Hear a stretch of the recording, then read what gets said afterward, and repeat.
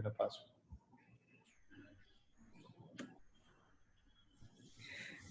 Bueno, pues ya son las 8, como vamos de participantes.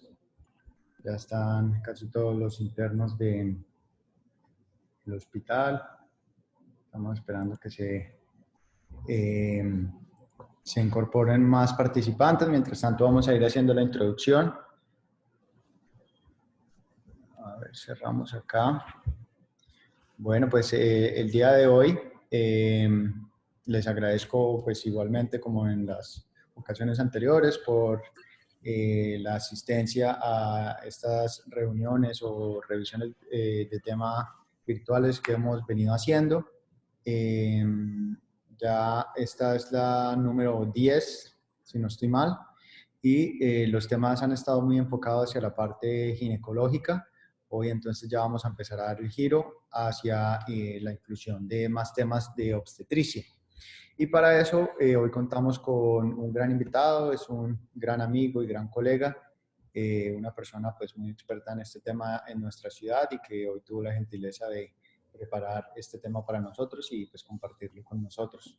Se trata entonces del doctor Samuel Bautista Vargas, por la mayoría de ustedes conocidos. Hoy vamos a hablar entonces de la restricción del crecimiento intrauterino y el doctor Bautista nos va a dar una mirada, una perspectiva desde la frontera colombo-venezolana, pues de nuestra ciudad, Cúcuta. Ya me he presentado ante ustedes en varias ocasiones. Les presento entonces al doctor Samuel Bautista, es médico y cirujano de la Universidad de Boyacá, en Tunja. Es especialista en ginecología y obstetricia de la Universidad de los Andes y especialista en medicina materno-fetal de la Fundación Universitaria de Ciencias de la Salud.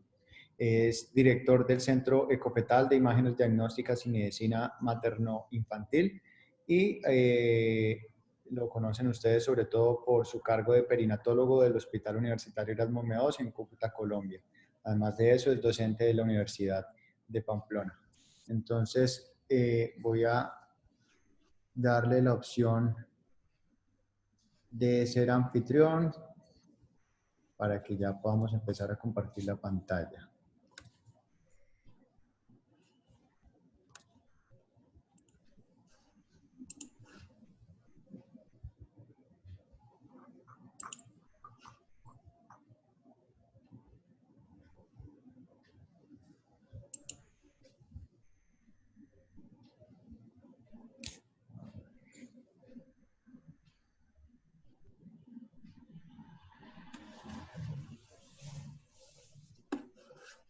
Listo, Samuelito, ya lo hice anfitrión, ya puede empezar usted a compartir su pantalla.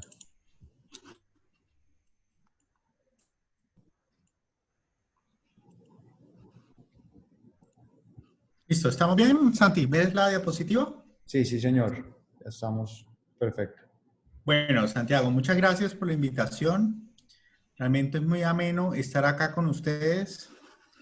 Quería cambiar un poquito más de la restricción porque pues en estos días, así como de pronto se ha avanzado y esta pandemia ha traído muchas cosas malas, unas cosas buenas que ha traído para nosotros los especialistas y para todos los médicos generales o la persona que está muy ávida de conocimiento, es la posibilidad de que muchos de nuestros profesores están impartiendo charlas gratuitas en el Internet. Y se ha repartido bastante restricción, pero quería llevar algo muy interesante. ¿Qué es lo que pasa en Cúcuta con respecto a la restricción de crecimiento intrauterino? Y por eso para mí es muy importante dar esta charla para que ustedes vean cómo está la frontera y que las cosas a veces de restricción se ven más frecuentemente que en otras partes y ya les voy a decir por qué. Entonces, bueno, ahí vamos a comenzar. Pues ya la presentación la hizo Santiago. Hoy vamos a enfocarnos en restricción de crecimiento intrauterino.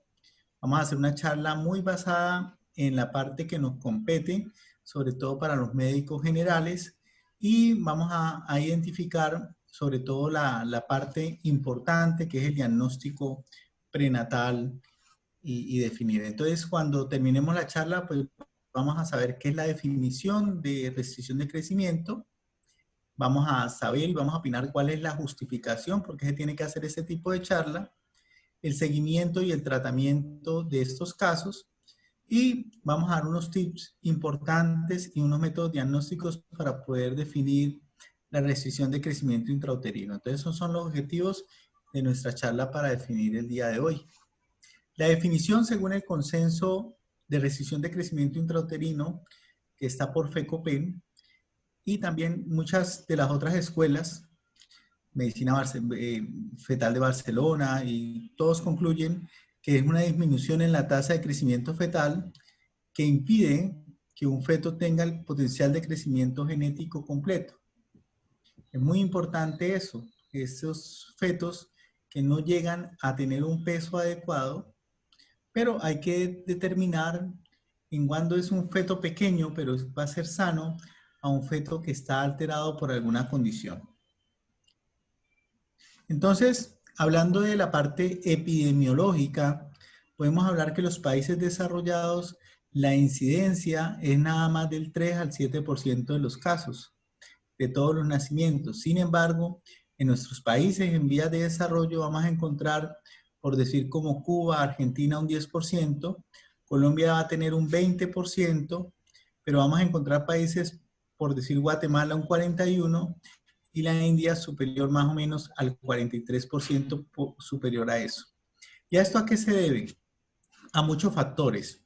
Vamos a encontrar factores como la pobreza, la nutrición, vamos a encontrar la edad materna, las condiciones sanitarias desfavorables, y esto también implica que por nosotros como este país en que tiene muchísimos cambios, y sobre todo en nuestra parte, en nuestra condición de frontera, vamos a encontrar gran parte de todos estos factores anfitriones estar presentes en nuestras ciudades. Entonces, quiero decirles cómo está la situación hoy en Colombia con respecto a la migración venezolana. Colombia es el país que más inmigrantes venezolanos tiene actualmente. Tenemos 1.764.883 venezolanos que pidieron residencia en nuestro territorio. Perfecto. Sin embargo, más o menos están encontrando en encuestas a diciembre del 2019 que puede haber un subregistro de un 58% de venezolanos que están de manera irregular en nuestro país. Quiere decir que estamos teniendo más o menos alrededor de 2 o 3 millones de personas en todo nuestro país. Acá en Cúcuta incluye algo bastante delicado, porque muchos venezolanos, ellos llegan a Cúcuta, tratan de conseguir un sustento y vuelven a viajar a Venezuela. Entonces nosotros tenemos una población migrante flotante muy grande. Y ahora tenemos un problema mucho más hondo a raíz de que con el tema del COVID, muchos venezolanos han tratado de retornar, ya que los empleos que ellos tienen en gran parte son de origen informal. Como estamos todos confinados, tratan de retornar a su país y encuentran una frontera cerrada, con trochas cerradas, y eso implica que si tú llegas a Venezuela, tienes que entrar 15 días en confinamiento allá en Venezuela, en colegios de ya sea Ureña o San Antonio, y eso va a implicar, porque ya hay colegios solamente de COVID, que si tú no tienes COVID, pues te lo ganes allá. Entonces, ¿qué hace el venezolano? Se queda en nuestras fronteras y estamos teniendo ya aumento de los anillos de pobreza en nuestra ciudad. Y eso también va a radicar que vamos a encontrar muchas mujeres embarazadas con este problema. Esta foto es una foto que tomé este fin de semana que subí a Pamplona, y estamos teniendo una migración bidireccional. Hay gente que retorna hacia Venezuela y otra gente que va saliendo de Venezuela hacia otras partes. El primer retorno que hicimos, o la primera migración, generalmente nosotros veíamos personas jóvenes. Hoy en día encontramos tanto ya familias con núcleos formados con niños y mujeres embarazadas.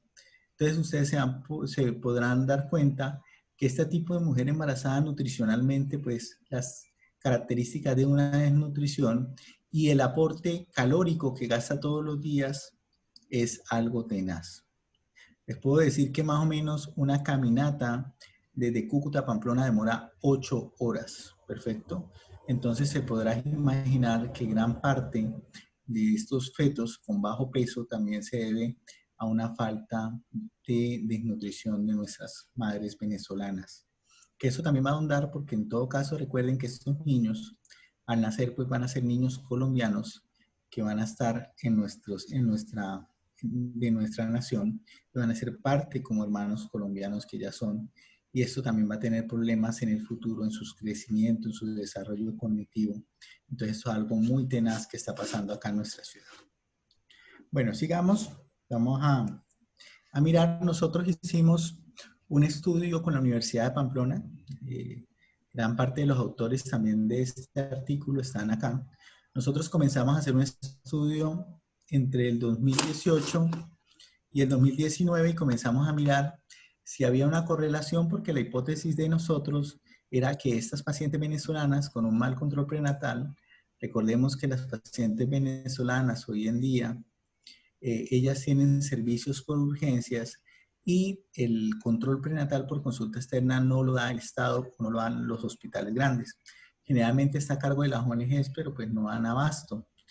Y muchas de nuestras venezolanas llegan sin controles prenatales, con infecciones, y también llegan muy desnutridas y eso va a implicar que esos fetos salgan con bajo peso. Entonces, en nuestro estudio pudimos concluir que si se dan cuenta en un año, encontramos 454 casos de recién nacidos a término que pesaron menos de 2.500 al nacer. Casi el doble de lo que se presentaron en madres colombianas. Creemos que la madre colombiana pues nos va a tener un mejor control prenatal. Por tal motivo, esta paciente tenía casi la mitad de fetos pequeños a término. Entonces, es algo muy importante. En nuestro estudio encontramos que los factores más frecuentemente relacionados son la edad temprana y la edad tardía, como de 20 y 35 años, un periodo intergenésico dentro de rangos de riesgos. Esa paciente venezolana generalmente encontramos periodos intergenésicos muy cortos y, como siempre, encontramos un mal control prenatal. Realmente, la persona que trabajamos día a día en nuestro hospital, encontramos que esta paciente llega sin ningún control prenatal y eso es muy tenaz porque para nosotros poder describir la edad gestacional y poder definir cómo está ese feto es muy difícil sin poder tratar una ecografía bien realizada en primer trimestre. En frecuencias medias encontramos la anemia, la diabetes y la hipertensión y también encontramos casos de alteraciones hipertensivas, alteraciones placentarias y también el torso. Perfecto. Lo importante que encontramos es que encontramos de conclusión que es muy importante el control prenatal en este tipo de pacientes porque eso va a ahondar en unos buenos resultados perinatales al final de su embarazo. Entonces, podemos determinar, y siempre que nosotros miramos una restricción de crecimiento o una sospecha de feto pequeño, siempre tenemos 3 compartimentos a tratar. Recordemos que va a haber un compartimento que se llama mamá, que es la parte materna, un compartimiento que es el feto y un compartimiento placentario.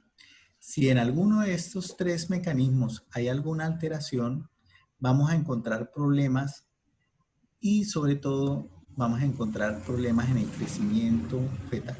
Entonces es muy importante en ese sentido esta parte. Recordemos que a nivel materno vamos a encontrar ciertas causas, como siempre ustedes saben, están los trastornos hipertensivos, la preeclampsia, aquellas pacientes que quedan embarazadas con hipertensión crónica, aumenta casi el 6 veces más el riesgo de tener fetos con disminución de su tasa de crecimiento. Encontramos las enfermedades autoinmunes, como todos hemos manejado, pacientes con lupus, pacientes con síndrome antifosfolípido, en donde pueden generar fetos con disminución de la tasa de crecimiento. Las trombofilias, sobre todo la más estudiada, el factor 5 de Leiden, la mutación, pacientes con anemia severa, las pacientes con falla renal crónica también están dentro de los riesgos para que hagan fetos pequeños. y aquellas pacientes que consumen cigarrillo, alcohol, cocaína. Los trastornos de ánimo, la depresión materna también es un factor de riesgo importante, y los medicamentos, sobre todo los anticonvulsivos. Hoy en día casi nadie utiliza warfarina, solamente en aquellas cardiopatías que tienen válvulas mecánicas, pero como son biológicas, ya la parte de la warfarina ya ha sido muy relegada hoy en día. Recordemos que también los antihipertensivos, dar antihipertensivos desde tempranamente, van a alterar siempre el flujo uteroplacentario y van a llevar que los fetos vayan a nacer con más bajo peso que el del normal. Entonces es muy importante cuando usted tenga una paciente hipertensa crónica en primer trimestre, no es salir corriendo a cambiarle alfametildopa, sino recordemos que en el primer trimestre estas pacientes hipertensas van a mejorar y no hay necesidad de cambiarles el antihipertensivo. Entonces es muy importante que estemos pendientes en esa parte. Causas placentarias es muy importante, entonces encontramos una fisiopatología que siempre está muy de la mano, donde hay una mala implantación, no hay una buena migración de las células de trofoblast invadiendo y destruyendo la capa media de las arterias espirales, y esto va a llevar a que esa parte del flujo de alto gasto continúe ahí y no baje a una parte de bajo gasto, y va a llevar al final a producir preeclampsia y a generar disminución de la tasa de crecimiento. Perfecto. Hay una parte muy importante cuando tenemos una restricción de crecimiento de comienzo, ¿sí? Cuando ese bebé, desde pequeño, ese feto comienza a estar muy pequeño. Entonces, no podemos olvidarnos que en esa parte una de las presentaciones pueden ser las aneuploidías. Recordemos que las aneuploidías más comunes, como la 21, 18 y 13, todas ellas tienen una disminución y un comportamiento a una asociación muy fuerte con restricción de crecimiento. Es así que la trisomía 18 tiene casi un 90%. El 90% de los fetos con trisomía 18 van a quedar con restricción de crecimiento tempranamente, el 30% de los 21, y aquellos fetos que también se asocian con cardiopatías o con problemas del tubo neural pueden más o menos del 22 al 25% de estos fetos también debutar inicialmente con restricción de crecimiento intrauterino. Síndromes genéticos como el síndrome de George, el síndrome de Silver-Russell, el síndrome de Beckin-Wiedemann son también muy frecuentes que deambulen con disminución de la tasa de crecimiento. Muy importante en nuestro medio, sobre todo en nuestro medio, recordemos que acá en la frontera tenemos el Catatumbo, en donde vamos a encontrar todo tipo de enfermedad de transmisión sexual y ciertos vectores que siempre siguen siendo muy importantes. Hoy en día tenemos un problema también muy duro acá en la parte de Cúcuta con la parte de migración. Estamos teniendo toxoplasmosis, nuestra malaria es generalmente el Catatumbo que nosotros tenemos es por Plasmodium vivax, pero a raíz de la migración estamos comenzando a tener malaria por falciparum, que esa generalmente es la que se da en el Chocó, que es mucho más agresiva. Entonces ya estamos teniendo varios casos de pacientes venezolanas que migran porque no consiguen tratamiento para la parte de su malaria, y una de las cosas con las que debutan es la restricción de crecimiento intrauterino. Por eso, paciente que venga de zonas endémicas siempre hay que hacerle una gota gruesa. Los embarazos gemelares también son muy importantes la restricción, sobre todo en la parte de los monocoriales biamnióticos, que van a debutar casi en un 30% de la restricción de crecimiento intrauterino. Bueno, y entonces comencemos con los primeros. Este primer casito que nosotros vemos acá es un casito de síndrome de Down, perfecto. Es una paciente de una mamá de 43 años. Nosotros en la semana 14 en la semana 13 le hicimos el tamizaje genético. Tenía ciertos marcadores como la sonolucencia y su hueso nasal. Decidimos hacerle una miocentesis, salió con trisomía 21. La mamá decidió continuar su embarazo y pues cuando nace con una bonita niña que nos vive visitando, porque cuando va a su valoración con pediatría siempre pasa. No tuvimos con ella ningún otro problema. Generalmente estos bebés se pueden acompañar de cardiopatías, se pueden acompañar de problemas de renales, pero esta niña generalmente no tuvimos ninguna complicación. Ha sido una niña muy sanita, muy querida por su familia. Perfecto, tiene unos ojos divinos. Tenemos también la trisomía 18. Todos estos casos y estas fotos son fotos de nuestro hospital. Tenemos las mismas incidencias de más o menos entre un 3 y un 4% por cada 100 casitos de fetos con malformaciones. Aquí tenemos un síndrome de Edwards, en donde llama mucho la atención pues un hueso nasal hipoplásico, un hipotelorismo, perfecto. Este chiquitín que vemos aquí con la camisita es un chiquitín todo, mejor dicho, todo valiente. Este chiquitico tuvo una cardiopatía muy compleja. Lamentablemente, en estos fetos que ya son diagnosticados, nosotros siempre que tenemos estos fetos con restricción de crecimiento temprana, le hacemos amniocentesis. Este feto ya tenía un diagnóstico de un síndrome de Edwards con una cardiopatía compleja, que era un ventrículo izquierdo hipoplásico, y el bebé pues fallece más o menos a las 3 semanas de vida. Pues se le hizo su manejo paliativo, pero siempre fue un luchador bastante grande. Tenemos casos que esperamos que no vuelvan a ocurrir, como el síndrome de trisomía 13. Esto es un caso que nos llegó a Bogotá, un diagnóstico prenatal muy tardío, ya tenía como 3, 4 ecografías, venía desde bichada. Entonces, le hicieron un diagnóstico prenatal tardío. Es un feto que tiene una nariz rudimentaria que se llama probóscide, una ciclopía, perfecto. Y es un feto con unas malformaciones, como una holoprosencefalia, y generalmente vienen con cardiopatía y debuta siempre con una restricción temprana de crecimiento intrauterino. El problema de estos fetos es que tienen un par extra en el cromosoma 13. Acá tenemos casos que también es muy importante datar. Este es un caso de un mosaico de trisomía 12. Nosotros, con respecto a este caso, una paciente de 43 años que le encontramos una cardiopatía, tenía una transposición de grandes vasos. Esta paciente en su semana 22 le hicimos la amniocentesis, pensando que era un 21 o un 18, nos encontramos que era una trisomía 12. Este caso lo publicamos en la revista de la UIS. Es como casos de trisomía de mosaico de 12, solamente hay como unos 80 reportados a nivel mundial, y a términos son extremadamente escasos. Yo inclusive estuve buscando ahorita algún tipo de literatura ahorita para esta parte, pero no conseguí, todavía sigue siendo único estos casos. Este casito de un mosaico de trisomía 12, el bebé venía con una cardiopatía compleja. Eh, Nació en otra clínica, la señora acudió a otra clínica y le hicieron un manejo muy rápido, muy agudo, para hacerle una corrección de la parte cardíaca, que pues ya tenía un diagnóstico por genético de que el pronóstico era muy malo. Las trisomías 12 vienen con muchos problemas, y el bebé fallece en Bucaramanga llegando a la clínica cardiovascular de Foscal.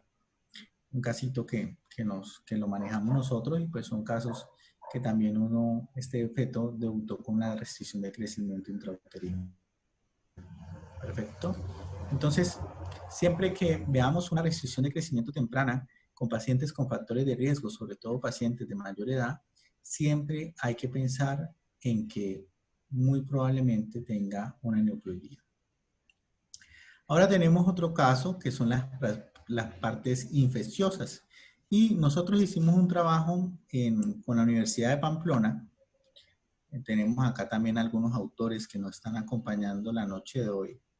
Comenzamos a mirar qué pasaba con la sífilis. Estábamos viendo muchos casos de sífilis en nuestra población. Aquí podemos tener unas fotos de que es una sífilis latente, secundaria. Tenemos ahí las lesiones en las palmas de las manos. Al nacimiento del bebé, el bebé también nace con lesiones a nivel de la planta del pie. Perfecto. Encontramos que a raíz de que comenzamos a hacer un estudio desde el 2012 hasta el 2019, comenzamos a ver que en el 2015 se nos aumentaron los casos. Perfecto.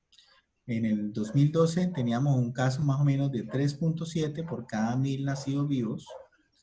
Mire como en el 2012 encontramos sífilis congénita solamente de 1.4 por cada 1000 nacidos vivos. Ya en el 2019 teníamos 7.184 casos y esto llevaba más o menos una población del 15.4% por cada 1000 nacidos vivos. Llegamos a ser la quinta tasa más alta del país. Y de sífilis congénita aumentamos a 2.4 y tuvimos una incidencia de entre los 10 primeros lugares a nivel del país. Vamos a seguir mirando un poquito de sífilis que nos parece muy interesante como un factor, porque recordemos que todos estos fetos presentaban disminución de su tasa de crecimiento. Perfecto. Podemos encontrar acá que se habían registrado entre el 2012 y el 2019 290 casos de sífilis gestacional, siendo los años con mayor número el 2018 con 57 casos y el 2019 con 134 casos. Eso es algo grandísimo, porque estos niños son niños que son colombianos y que pues ya que usted nazca con una sífilis gestacional, déjeme decirte que el pronóstico va a ser bastante difícil. Perfecto. El 61% de estos fetos que nacieron, estos neonatos, eran de madres venezolanas. Y un gran porcentaje de todos estos fetos venían con restricción de crecimiento. Aquí podemos encontrar cómo entre el 2018 y el 2019 hubo un aumento en la parte de los casos de sífilis.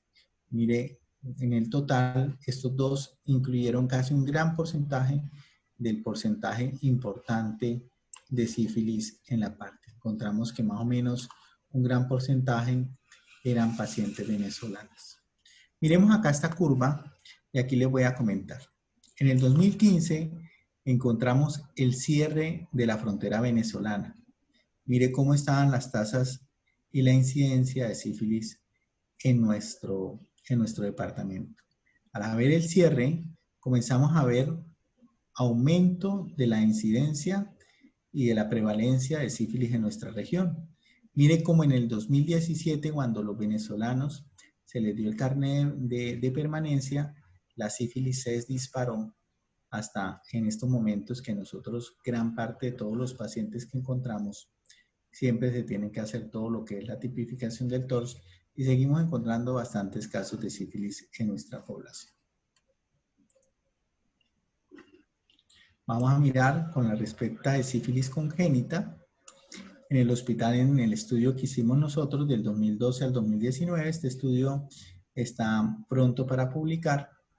Encontramos 232 casos de sífilis congénita, siendo los años con mayor número el 2018 y el 2019, y la mayoría de los casos se presentaban en hijos de madres venezolanas, casi en un 52%. Entonces, podrán entender que estas restricciones de crecimiento por infecciones gestacionales, pues es muy importante, sobre todo en esta región, con respecto a otras áreas del departamento.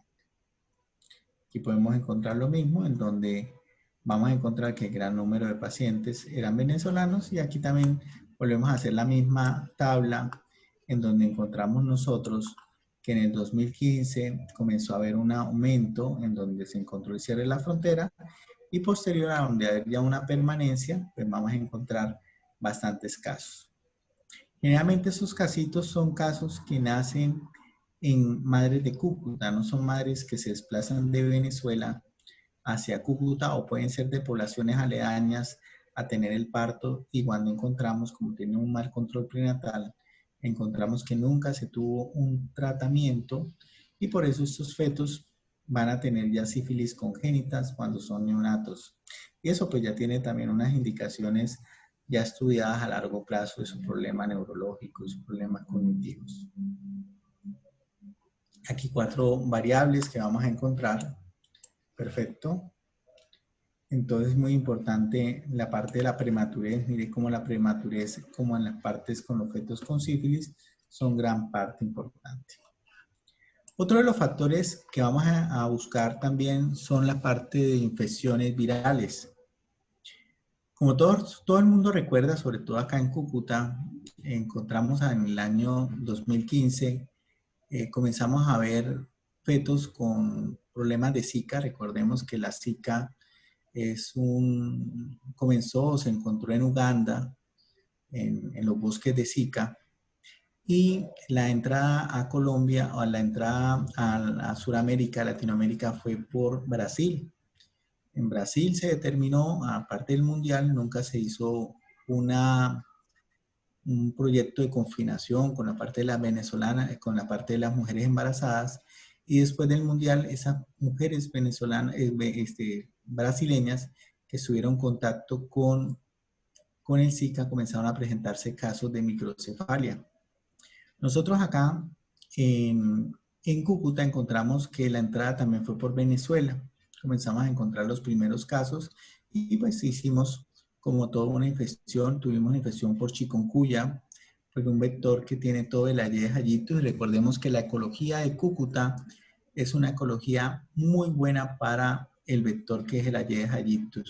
Es tanto así que en un tiempo en donde se hizo fumigaciones en todo el país, en donde siempre se encontró la parte del zancudo, del mosquito, acá en Cúcuta, y no se pudo ni erradicar cuando se hizo gran parte en todo el país.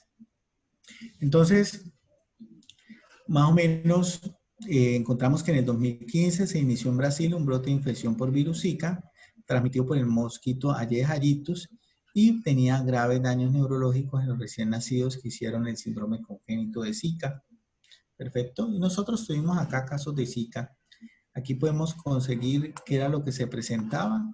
Es una paciente que generalmente presentaba una conjuntivitis alérgica. Miren el brote era muy característico, era lo más característico, mientras que en el chikungunya presentamos más, lo que se presentaba era artralgias, y cuando hablamos con dengue era más fiebre, perfecto, pero pues ya estábamos acostumbrados al dengue y al chikungunya y pensábamos que el Zika no iba a presentar todos estos problemas. Aquí podemos mirar una ecografía en donde podemos ver, es un corte axial, y realmente el diagnóstico fue muy difícil porque estos fetos comenzaban a presentar alteraciones, ya era más o menos a partir de las 18 semanas, en donde se comenzaba a formar el cerebelo y comenzábamos a mirar cierto daño a nivel de la fosa posterior, que se acompañaba también de una ventriculomegalia, y posteriormente había mucho daño a nivel de la migración neuronal, que se marcaba con lisencefalia, y comenzaban a presentar disminución del diámetro, tanto el DBP como el HC. Por eso más o menos la microcefalia es un diagnóstico tardío de más o menos por encima de las 20 semanas. Aquí podemos mirar la parte de las foticos y la parte de los videos. Entonces, en ese sentido, pues comenzamos a hacerle amniocentesis a las pacientes que presentaban sintomatología, aunque presentaban alguna parte de ventriculomegalia, y también encontramos varias cosas, nos llamaba mucho la atención al comienzo, y hacíamos los estudios tanto para eucariotipo y para PCR Zika. Estos, gran parte los compartimos con el Instituto Nacional de Salud, entregamos casi 17 muestras, y otros casos los compartimos con Medellín, con el doctor Sanin, que hicimos un estudio multicéntrico en todo el país con respecto, y claro, el Zika pensábamos que no iba a ser, y era uno de los agentes que se pasaba al líquido amniótico y producía daño, y tiene un trofismo completo, sobre todo con las neuronas, y sobre todo altera sobre todo la migración neuronal. Por eso es que estos fetos hacen problemas de migración neuronal, y eso va a disminuir lo que es la corteza encefálica, derivando a una microcefalia. Nosotros comenzamos a mirar casos. Este es un caso que tuvimos, un caso de convención tardío.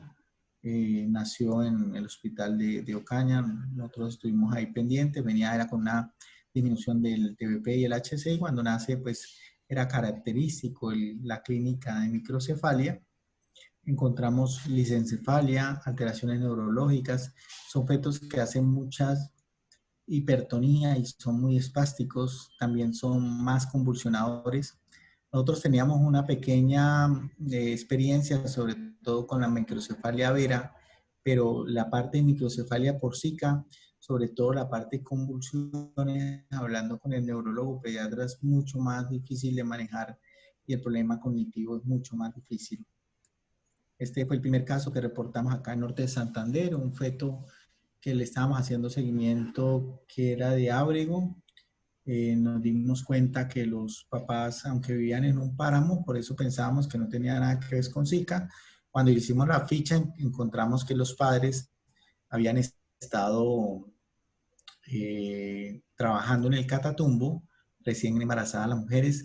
Hicimos un estudio también de Zika nosotros y encontramos que la mayor incidencia era en las 9 semanas de embarazo, en donde si esa mujer se exponía al Zika, había bastante riesgo.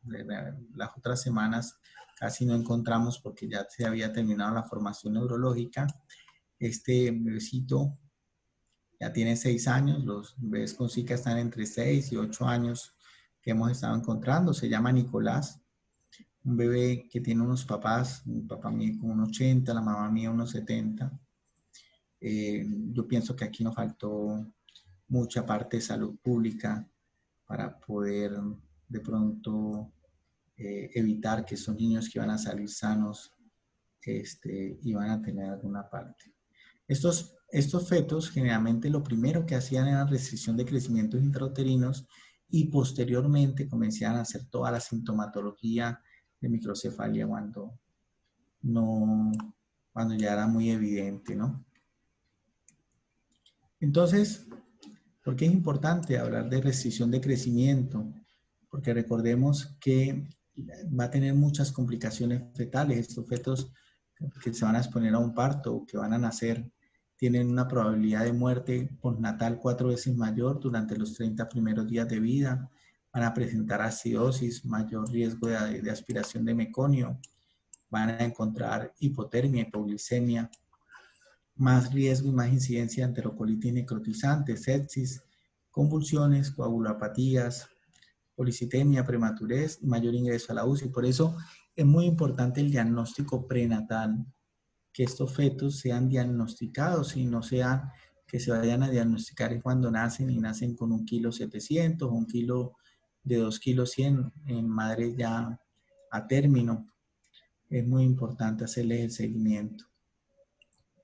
Aquí podemos hacer mucho énfasis en que lo más importante es definir una historia clínica con factores de riesgo. Si aquella paciente te dijo que tenía una restricción de crecimiento intrauterino en el embarazo anterior, que su bebé pesó a término 1,700, pues hay que colocarle mucha ganas y hay que estar muy pendiente de esa paciente porque muy posiblemente también vuelva a repetir esta parte. O aquella paciente que tenga una muerte neonatal sin habérsele hecho un estudio o hacer un estudio por cariotipo, es muy importante. Aquella paciente que haya hecho una preeclampsia, sobre todo temprana, un síndrome de Gel, a las 28, 29 semanas, es muy importante entre nuestros estudios estar muy pendiente que ese feto no haga una restricción de crecimiento. Aquellas pacientes que ya tienen más de 40 años o aquellas pacientes que son dependientes de cocaína, cigarrillo, sobre todo las enfermedades renales son un pronóstico muy malo en el embarazo y muy asociados a restricción de crecimiento. Unos factores de riesgo menores, el bajo nivel socioeconómico, los controles prenatales insuficientes, el ser obeso o muy bajo peso, perfecto, los polos de edad menores de 16, pacientes mayores de 40 años y aquella paciente de pronto algún tipo de consumo de medicamentos. Perfecto. Otros que podemos encontrar es la malnutrición, que es gran parte que encontramos en pacientes que son visitadoras de nuestro hospital. Inclusive la anemia es gran parte, ocasiona esa parte. ¿Qué vamos a hacer entonces? ¿Cómo hacemos el seguimiento como médicos generales? Inclusive en la parte de ginecología también es muy importante la valoración de la altura uterina. La GPC del 2013 indica que si usted tiene una altura uterina por debajo del percentil 10 o por encima del percentil 90, requiere la realización de un Doppler porque puede ser un alto riesgo de que este feto o tenga una restricción o que sea un feto grande si está por encima del percentil 90. Lamentablemente la altura uterina hoy en día no es tan bueno, sobre todo en pacientes obesas o pacientes que tengan miomas o pacientes que tengan dermolipectomías o que tengan algún problema en la presentación. Sin embargo, todavía sigue siendo una buena herramienta desde que el operador que la haga siempre todos los meses sea la misma persona. Perfecto, y se correlaciona muy bien. Entonces, desde esa parte del examen físico podemos encontrar cuándo está fallando ese feto. Recordemos que lo más importante hoy en día es datar cuánto tiene el embarazo la paciente. Lo mejor que podemos hacer es una ecografía entre la semana 6 y la semana 13-6, en donde podemos hacer un LSC que nos da una discriminación de más o menos 3 días. Entonces, siempre que podamos hacer es datar con un buen LSC para poder definir cuánto o qué edad gestacional tiene. A veces las fechas de última regla no son confiables o inclusive aquellas pacientes que ya están en tercer trimestre que se les hace una ecografía pueden tener hasta un margen de error de 3 semanas. Entonces, para poder datar muy bien una edad gestacional, tenemos que tener una muy buena ecografía de primer trimestre.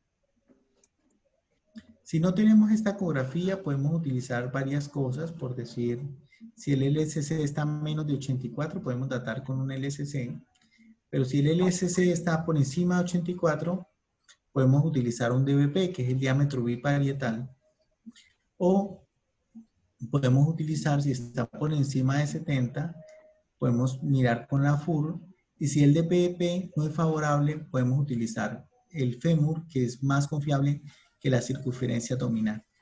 ¿Ok? El cerebelo puede ser confiable, el diámetro del cerebelo hasta la semana 28. Pero bueno, esto es la parte que nos vamos a guiar para poder datar nosotros cuando hacemos ecografía, que podemos mirar.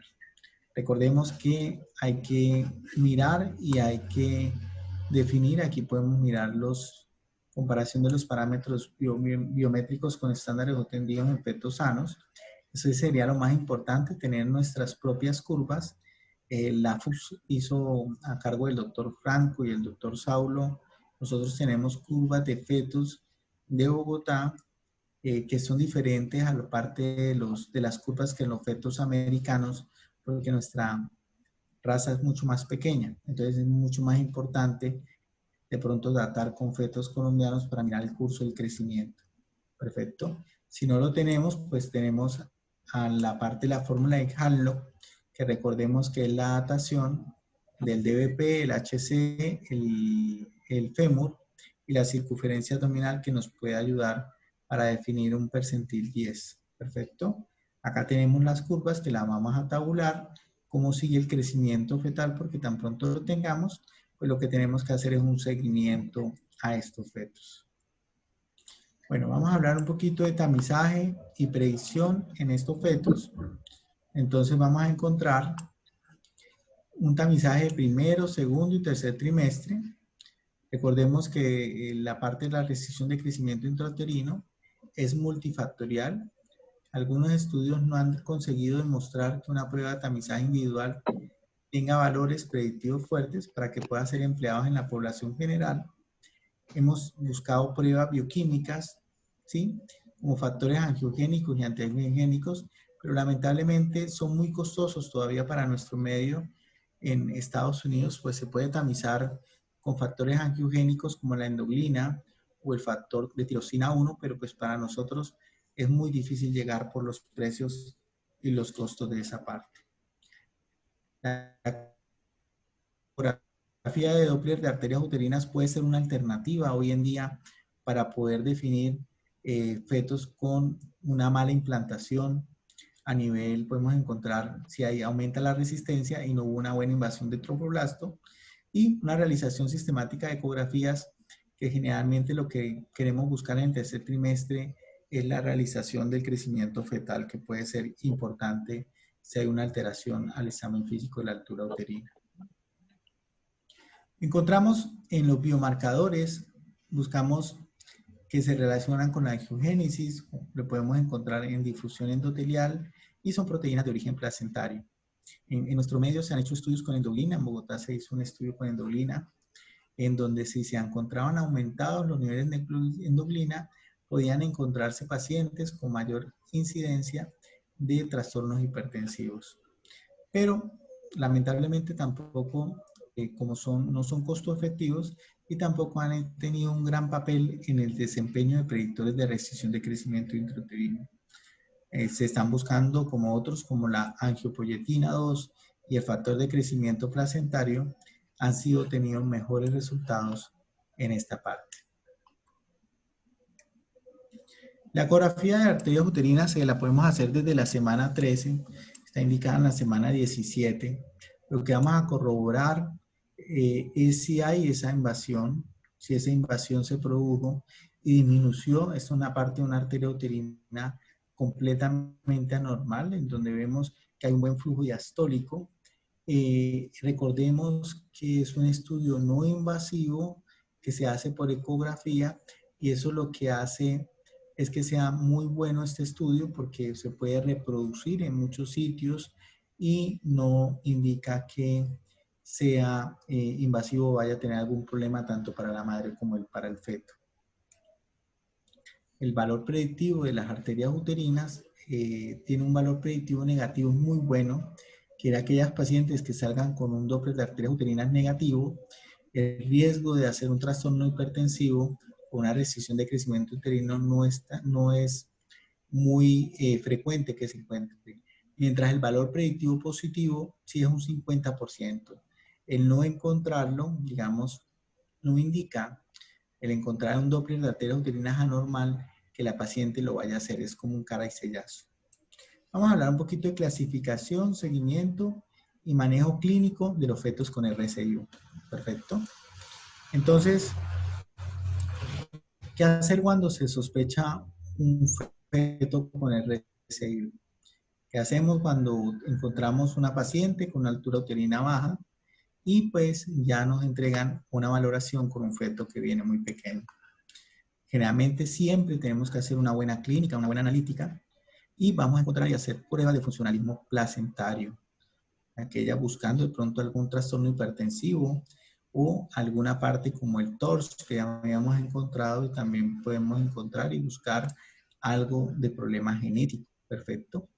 Hoy en día una parte fundamental en el seguimiento de la restricción del crecimiento intrauterino es la ecografía Doppler, ya que en la restricción del crecimiento intrauterino es muy importante porque nos va a dar una secuencia en cómo va a ser el deterioro hemodinámico de estos fetos y nos va a permitir y nos puede definir en qué momento debemos actuar y en qué momento debemos terminar la gestación para no sacar fetos prematuros, que también va a ser muy complicado, sino el feto se saca en el momento en que determine el protocolo y por eso nos vamos a acompañar mucho del Doppler y de la parte de la biometría fetal. Ahora la otra pregunta, ¿qué hacer cuando luego que se sospecha? Sin lugar a dudas se determina mucho por la edad gestacional y vamos a hacer lo que es el seguimiento.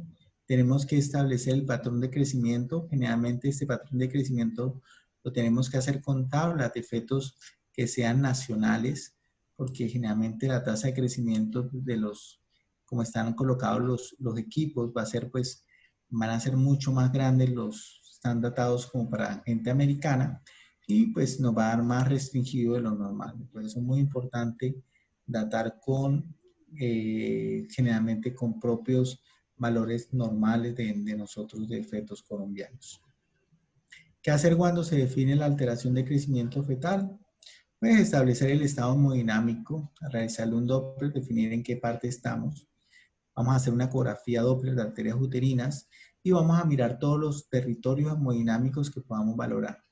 Vamos a mirar la arteria umbilical, la arteria cerebral media y el ductus venoso. Hay un estudio que es el TRUFLE, en donde ellos hicieron un seguimiento a fetos de 26 a 32 semanas y encontraron que podíamos hacerle un seguimiento bastante bueno sin comprometer alteraciones o secuelas neurológicas a largo plazo en fetos que tenían una alteración, o podíamos llegar hasta una alteración de los flujos venosos, como el ducto venoso, o cuando tenían un monitoreo fetal alterado por la parte de esos monitoreos que se hacen computarizados. Entonces ahí sí se implicaba la parte de la finalización. Entonces con el Doppler podemos hacer un seguimiento y podemos llevar a los fetos hasta un nivel en donde podamos ganarle un poquito más de peso y de tiempo, sobre todo para que estos fetos no nos salgan tan prematuros y se nos complique entregarle a un neonatólogo un feto muy prematuro y de pronto con algún otro problema. También, digamos, se habla mucho en la parte, sobre todo en las guías americanas, en la realización de un buen perfil biofísico.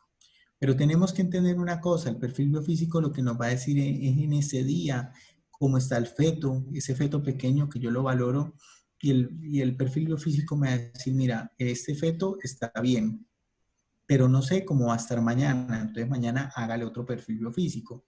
Y así sucesivamente todos los días. Sin embargo, el Doppler sí me puede decir, mira, el feto está en esta etapa, podemos esperar unos 15 días, unos 3 días, o hay que hacer un Doppler más seguido para poder definir una conducta.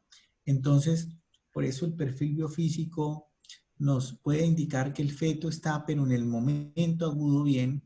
Sin embargo, no es un buen predictor en el futuro porque para eso de pronto es una herramienta complementaria con el Doppler.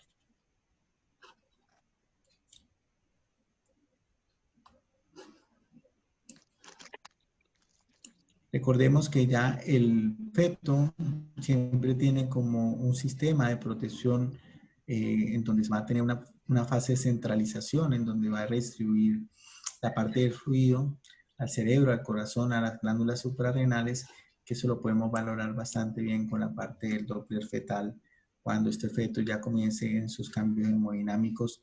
Y el perfil biofísico en ese momento no nos va a colaborar mucho porque nos va a indicar solamente ya las secuencias ya muy tardíamente y el Doppler nos puede dar más tempranamente, por lo cual el método idóneo para el seguimiento del feto con RCIU es la ecografía del Doppler. Recordemos que estamos hablando de RCIU única. Recordemos que ya si ese feto tiene una restricción de crecimiento, pero la mamá tiene alguna patología materna, como una hipertensión, pues también, dependiendo de cómo esté la madre, pues tenemos que tomar unas decisiones independientemente de cómo se encuentre el feto, porque estos trastornos hipertensivos pueden llevar hasta la muerte materna. Perfecto. Este es el protocolo o el manejo que se hace con la parte de restricción de crecimiento intrauterino, que se hace el seguimiento, en donde podemos ver la clasificación en 4 estadios y pues en cada etapa vamos a encontrar ciertas alteraciones para encontrar cómo está la parte del feto en ese momento. Bueno, creo que alcanzamos a tener varias conclusiones.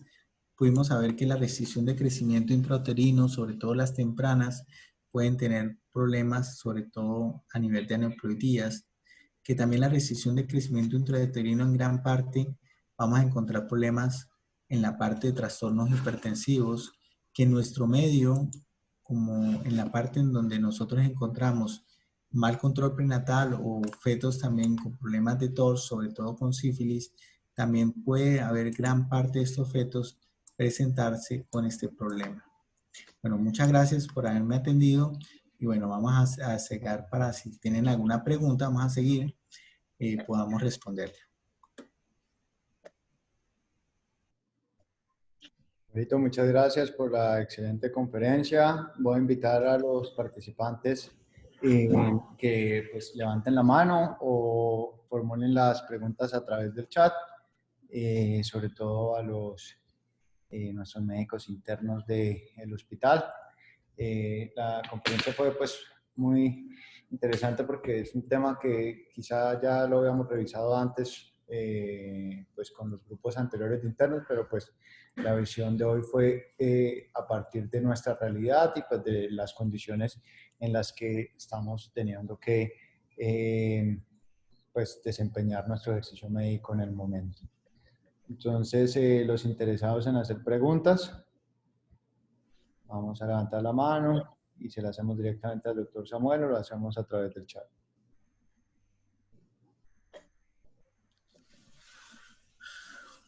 A mí me parece muy importante, Santi, sobre todo este tema de nuestra visión acá en Cúcuta.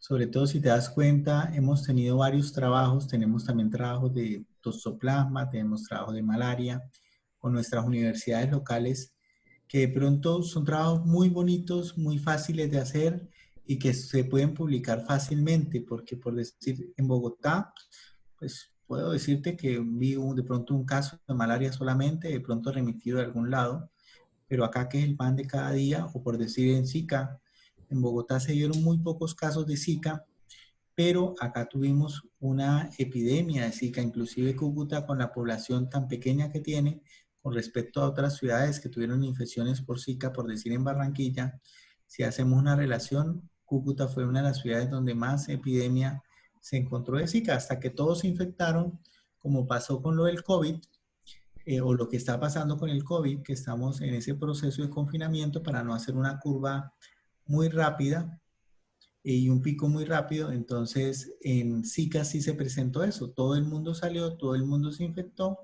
y ya después, pues todo el mundo tenía inmunidad. Sin embargo, sí hemos visto casos muy aislados. Te puedo decir que este año he visto 1 o 2 casitos de Zika de población venezolana que ha venido, que nunca había tenido contacto acá en Cúcuta y comienzan a tener microcefalia. Ya realmente esa microcefalia que uno venía, que era microcefalia vera, muy poco he vuelto a ver. Y generalmente lo que se da es algún contacto por ahí con Zika. Siempre hemos encontrado eso. Sí, sobre este tema de la restricción del crecimiento intrauterino en nuestro hospital, hubo un componente que pues cuando yo llegué al hospital estaba acostumbrado pues a una población de pacientes pues, de régimen contributivo EPS en el Hospital de San José, en el Hospital Infantil de San José, que pues quizá tiene unas oportunidades mucho mayores de acceso a los controles ecográficos y a los controles prenatales y que por ende pues es un grupo de pacientes en que un porcentaje de ellas, pues siguiendo la epidemiología de la restricción de crecimiento intrauterino, se le podía detectar la restricción durante el tercer trimestre y bueno, el seguimiento ecográfico de esas pacientes era el adecuado, ¿no? El indicado para pues, el manejo o el seguimiento ecográfico de la restricción de crecimiento intrauterino. Acá al llegar a trabajar al servicio de obstetricia del Hospital Erasmus Meados, pues la situación es completamente diferente porque muchas de estas son pacientes que si han tenido acceso a una ecografía, muy seguramente han tenido a una o máximo a dos.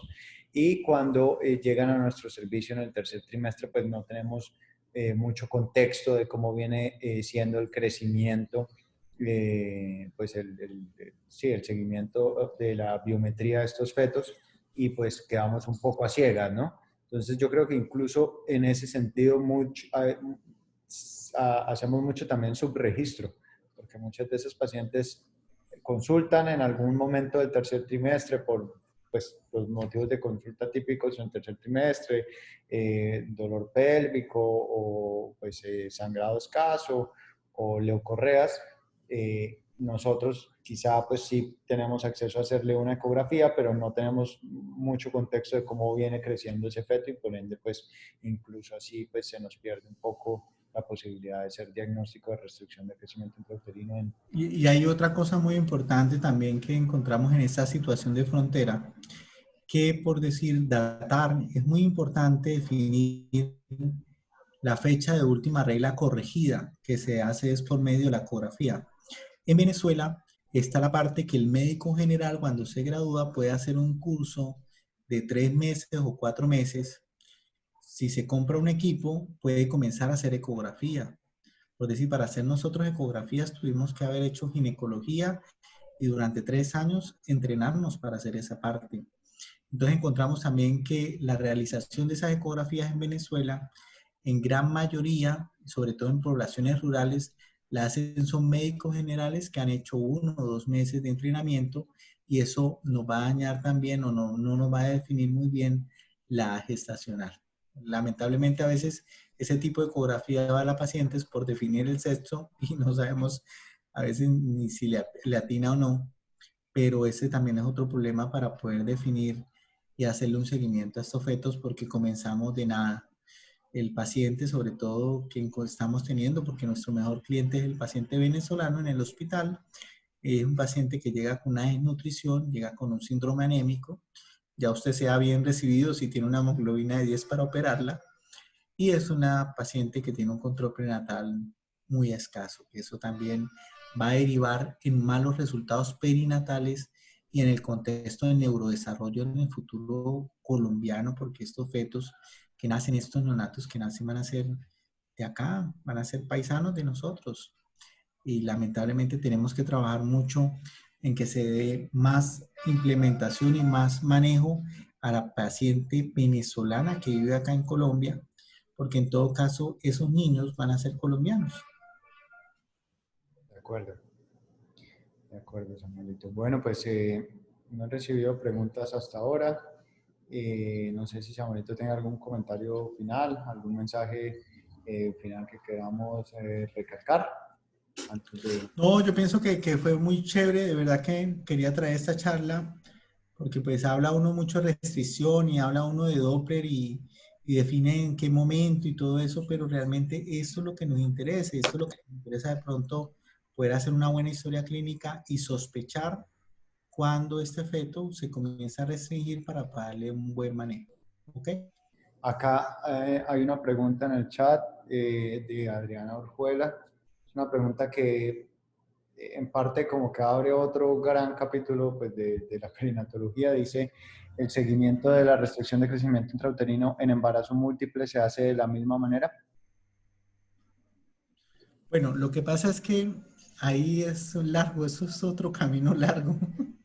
Si estuviéramos con Saulo, duramos una semana hablando de gemelos, ¿no?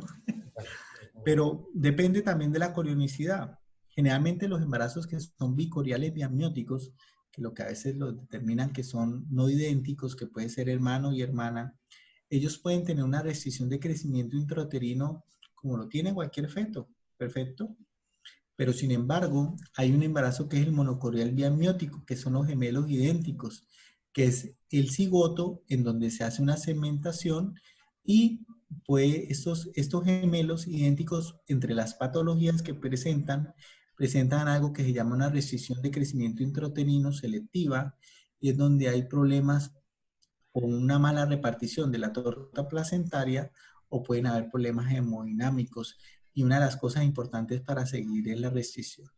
Los que yo les aconsejo es que si de pronto nosotros somos médicos y tenemos un embarazo gemelar bicorial biamniótico, podemos hacerle seguimiento con ecografía básica, de pronto ya sea por nosotros como los ginecólogos, pero si tiene un embarazo monocorial biamniótico, sí es muy importante a partir de la semana 12, desde el tamizaje genético, cada 15 días hacerle un seguimiento para poder definir que este feto no vaya a tener algún componente de restricción o algún componente de un síndrome de transfusión feto-fetal, porque son de los pocos casos en donde la cirugía fetal sí tiene un gran papel y se puede operar. Nosotros tuvimos casos en donde fetos que tenían 20 semanas lo operamos en el Hospital San José con el doctor Saulo, que es nuestro cirujano fetal, y los niños unos resultados bastante buenos. ¿Ok?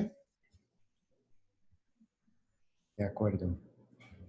Bueno, Samuelito, pues creo que entonces hemos llegado ya al final de la revisión de hoy. De nuevo, pues agradecerle su gentileza de compartir este espacio con nosotros, de compartir su excelente conferencia y pues de siempre estar abierto a todas las inquietudes académicas y pues asistenciales que surgen en el servicio y pues a todo el apoyo que usted nos brinda desde su experticia en pues, perinatología.